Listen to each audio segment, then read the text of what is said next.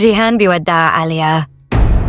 جيهان بيسيب إيد عالية، بس المرة دي مش زي كل مرة. عالية وقفت قدام الكل وقررت تقول الكلمة اللي كانت جواها لصداقات: أنا زوجة جيهان البورة. اعتراف صادم للجميع، بس في نفس اللحظة جيهان بيبص لها بنظرة كلها وجع وحزن. هل دي نظرته الأخيرة؟ ولا قراره الصعب إنه يسيبها تهرب مع دينيز بإرادته؟ أسئلة كتير، لكن المؤكد إن جيهان ناوي على انتقام مش طبيعي. انتقام في كل وجعه، كل خيانته، كل لحظة ضحى فيها وسكت. والحلقة اللي جاية أقوى حلقة في الموسم كله، فيها وجع، صدمة، مواجهة ودموع. بس يلا نبدأ من البداية. مينا، الحب اللي جيهان كان فاكر إنه نظيف، لكن الفجعة الكبيرة إنها هتفقد الطفل اللي كانت حاسة إنه هيربطها بيه للأبد. وزيرين حامل من كايا، وديمير في أسوأ لحظة في حياته هيتحط بين نارين، يحتفظ بالطفل ولا يتخلى عن كل حاجة علشان الماضي. أما نارا وشاهين، الحب اللي الناس كلها قالت عليه مستحيل، هيفضلوا مع بعض ولا الحرب اللي جاية هتفصلهم؟ لو الفيديو ده وصل ل1000 لايك هعرف إنكم حبيتوه فعلاً، وإن تعبي في التحليل مش بيروح على الفاضي. اللايك بتاعكم مش بس دعم، ده بيحمسني أكمل وبيشجعني. ومتنسوش تشتركوا في القناة وتفعلوا زر الجرس عشان يوصلكم كل تحليل جديد لمسلسل المدينة البعيدة. ومستنياكم في التعليقات تقولولي توقعاتكم عن الحلقة الجاية. ويلا نبدأ. ليه جيهان دخل السجن؟ كانت دي أول خطوة في خطة كبيرة، خطة انتقام بدأت لما فقد أغلى شخص في حياته، بوران. جيهان كان عارف إن الانتقام من هليس وأجمل مش سهل، ولازم يقرب منهم أكتر من قلب السجن عشان يكشف أسرار محدش غيره يقدر يوصلها. والمفاجأة، جيهان هيكتشف إن في سر أخطر من القتل، سر ممكن يهد العيلة كلها وممكن يقلب الموازين. بس الأصعب من كده إنه يفكر يبعد عليان ودينيز، يختفي من حياتهم، مش علشان ما يحبهمش، لكن علشان يحميهم من النار اللي هو داخل فيها. المفاجأة الكبرى بتظهر في اللحظة دي. عليان هتفقد الوعي بعد صدمة عمرها. السبب إنها اكتشفت إن هليس هو القاتل الحقيقي لبوران. وفي اللحظة اللي كان فيها جيهان بيلحقها هو مش فاهم حاجة، مش قادر يعرف ليه فكرية وعالية موجودين مع هليس في نفس المكان. الأسئلة في دماغه ما بتخلصش والدهشة بتزيد كل ثانية. هليس هيتصل بفكرية ففي نفس التوقيت اللي كانت فيه. عالية وجيهان مع بعض. اتصل بفكرية وهددها تهديد قوي: لو قلتي السر لجيهان هفضحك، هقول له إنك دفعتي فلوس علشان تلاقي مكان بنتك. صوت التهديد كان واضح وفكرية كانت خايفة، لكن جيهان سمع كل حاجة. الصدمة كانت مش بس في كلام هليس، لكن الحقيقة إن جيهان اتأكد في اللحظة دي إن هليس هو اللي قتل أخوه، وده خلاه يقرر قرار ما كانش في باله قبل كده: الانتقام. لكن هل فعلاً هليس هو القاتل الحقيقي ولا في سر تاني مخفي في الظل؟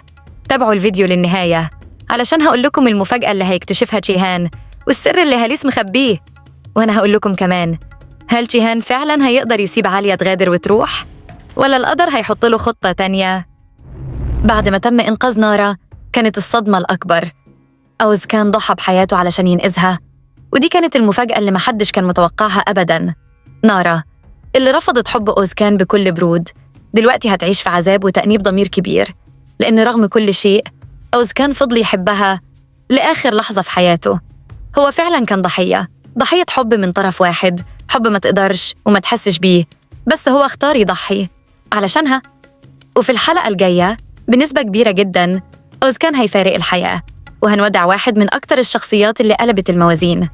أما قصة حب نارا وشاهين، فالمرة دي الدعم جاي من شخص محدش كان متوقعه.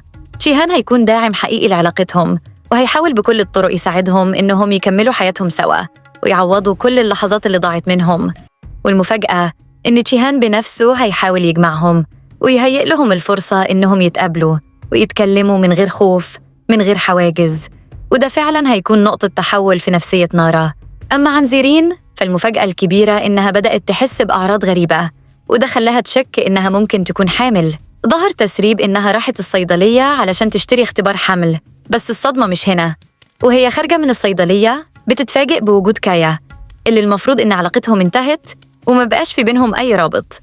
وهنا الصدمة بتكبر أكتر. زيرين هتكتشف إنها فعلاً حامل من كايا، والمصيبة إنها مش قادرة تستوعب الموقف، مش قادرة تفكر تتصرف إزاي، ومع توترها وغضبها هتنفجر فجأة، وفي لحظة ضعف هتروح تقول لديمير الحقيقة. ديمير اللي بدأ يتعلق بزيرين فعلاً هينصدم من الخبر، لأنه عمره ما تخيل إنه هيكون في الموقف ده. بس اللي مش متوقعه حد إن ديمير ممكن يستغل الفرصة دي علشان يثبت لزيرين إنه بيحبها بجد، وياخد قرار صادم إنه يواجه الكل ويقول إن الطفل ده ابنه، ويخفي السر عن الجميع إن كايا هو الأب الحقيقي.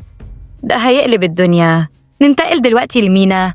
آخر مشهد ليها في الحلقة اللي فاتت عمل حالة جدل كبيرة بين المشاهدين، والكل سأل: هل فعلاً فقدت الطفل؟ ولا اللي حصل كان مجرد توتر عشان تجذبنا للحلقة الجديدة؟ بس أنا شايفة إن المشهد ده ما كانش نهاية، دي كانت بداية الخطر. مينا مش هتخسر الجنين دلوقتي، لكن هيكون في تهديد حقيقي على الحمل، والمفاجأة إنها هتقرر تستغل الفرصة دي قبل فوات الأوان. مينا هتروح لتشيهان وتقرر تخبره بالحمل لأول مرة. ليه؟ لأنها حاسة إنها ممكن تخسر كل حاجة، فعايزة تقول الحقيقة قبل ما فوات الأوان يسبقها. أما عن علاقة تشيهان بعاليا، فرغم كل الوجع اللي تشيهان شايله جواه وكل الحزن اللي بيعيشه بعد ما فقد أخوه بوران، لكنه لسه شايف إن دوره الحقيقي هو حماية دينيز وعاليا، لأنه شايفهم أمانة في رقبته. تشيهان بيحاول بكل طاقته يعوض دينيز عن كل اللي فاته، عن كل لحظة وجع عاشها، وبيحاول يحقق له أحلامه ويحميه من أي خطر، حتى لو ده هيكلفه راحته وسعادته. أما علاقته بعاليا، فواضح جداً إنها خرجت من مجرد مشاعر متلخبطة لعلاقة حقيقية ومليانة خوف وحب وقلق. حضن تشيهان لعاليا وهو بيودعها ومش عارف يتصرف ولا يسيبها بيوضح قد إيه قلبه متعلق بيها، وإنه مش قادر يبعد عنها رغم كل اللي بيحصل حواليه. الصدمة بقى إن عاليا هترفض تغادر وتسيب تشيهان، يعني عكس كل التسريبات اللي كانت بتقول إنها هتهرب. عاليا قررت تفضل، قررت تواجه معاه، قررت تكون جنبه حتى لو الدنيا كلها ضده.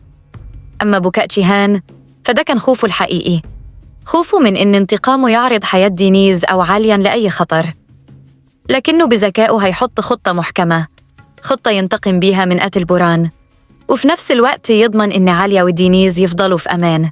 بعد ما عاليا هتقرر تفضل جنب تشيهان ورفضت تغادر وتسيبه يواجه الانتقام بمفرده، تشيهان بيبدأ يتحرك بخطة خطيرة، خطة فيها تضحية كبيرة، لأنه ناوي يضحي بنفسه عشان ينتقم لأخوه بوران ويفضح كل اللي شاركوا في قتله. أول خطوة في الخطة، تشيهان بيروح لمخازن هاليس وبيولع فيها. نار الانتقام بتبدأ من هناك، وده مش تهور، لأ دي خطوة محسوبة، لأنه عارف إن الشرطة هتقبض عليه، وده بالضبط اللي هو عايزه.